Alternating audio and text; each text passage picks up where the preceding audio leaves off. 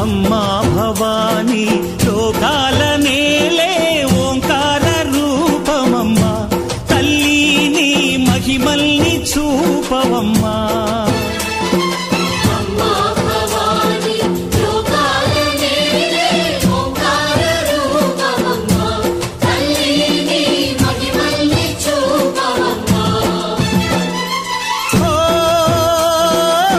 సృష్టికే దీపమా, శక్తికే మూలమా, సింహరథమే నీదమ్మా.